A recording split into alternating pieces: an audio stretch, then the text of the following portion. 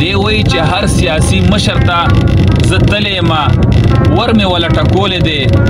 خو چې هغې ته زه مخامخ شم نو ما ته وایي تابعدار دی یم وایي چې کله تې زه لاړ شم نو وایي بیا تې زه هیر یم وایي دغه شانتې د میډیا والا کسانو ته مې ویلي چې په دې ماله ویډیو جوړه کړه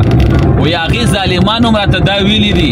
چې دومره پیسې به درنلم دومره پیسې به خدای هم غرق و تباه کړه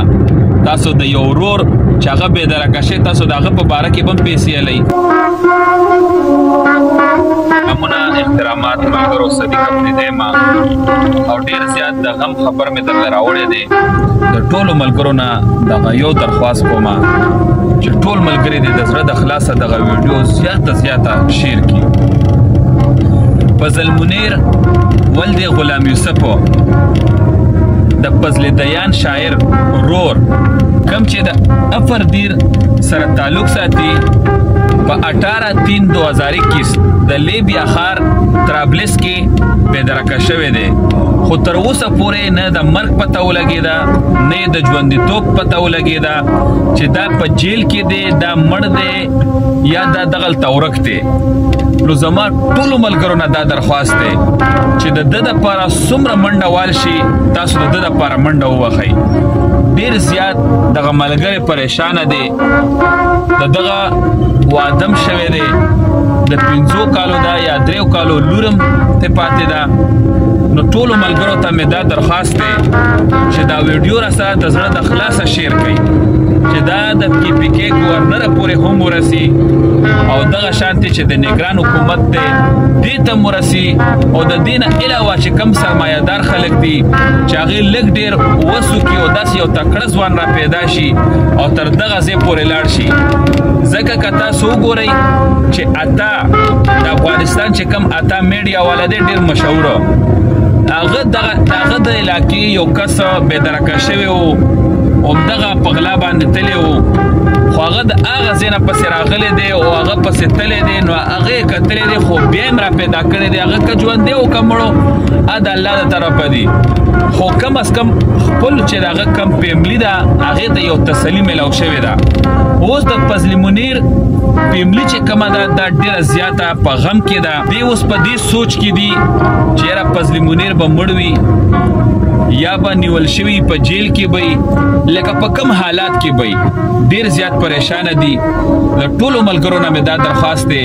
چې ویډیو شیر کړئ او کم چې تاسو سره اعلی عهدهداران دي یا اعلی لکه داسې ملګري چې د هغې وس کېږي او هغه دغه غواړي چې یاره دغه خدمت مونږ وکړو نو هغې ته دغه ویډیو ورسوئ ټول معلومات به زه په دغه ویډیو کې درکمه او دغه د فضل منیر رور چې کوم د دیر سره تعلق ساتي هغه اوس هم دیر کې دی شاعر دی زمونږ ملګری دی د دغه نمبر به ته مونږ په دې سکرین میلاو شي نو د سره رابطه وکړئ ټول معلومات ترې واخلئ او د دغه سړي بندوبست وکړئ او دغه فضل دیان دغه خبره کړې ده چې څومره د میډیا ورکران دي ملګري دي هغه ریاکشن کوي هغه په هره طریقه باندې ویډیو کوي چې تاسو پلیز مهرباني وکړئ زما د ورور دپاره اواز اوچت کړئ ډېر زیات په کور کې زنانه او دغه شانتې د هغه روریان خویندې دا ټول ډېر پریشانه دي نو پلیز مهرباني وکړئ د دغه سړي بندوبست وکړئ او ډېر زیات ثواب دی پکې دا کم عکس چې درته ښکاري که نه دا د فضل منیر دی او دا فضل دیان لیکي دا خبره بلکل زه ویلی نه شمه خو دا د هغه د خولې خبره ده په لیکلو کې درته ویمه ده لیکل را لیږلي دي تاسو وګورئ چې دا زما د هغه ورور عکس دی چې یورپ ته تلو او په لاره کې بېدرکه شوی دی تاسو خبر یئ چې 2 کاله په ما او زما د کور په خلکو څومره سخته تیره شوه ما د هر سیاسي مشر دروازه هم په توره شپه هم په رڼا ټکولې ده او محنت زاري مې ورته کړې ده خو چې ما ته مخامخ وي نو راته وایي تابعدار یمه او چې زه ترې لاړ شم نو خیر خیریت وي هرې میډیا والا ته مې دغه فریاد مخې ته ایښی دی خو هغه راته وایي دومره پیسې به لګي او زمونږ نه ډېرې پیسې ولګېدې هم 10 لک روپۍ خو صرف هغه کس اخیستې دي چا چې زما ورور یورپ ته بوتلو.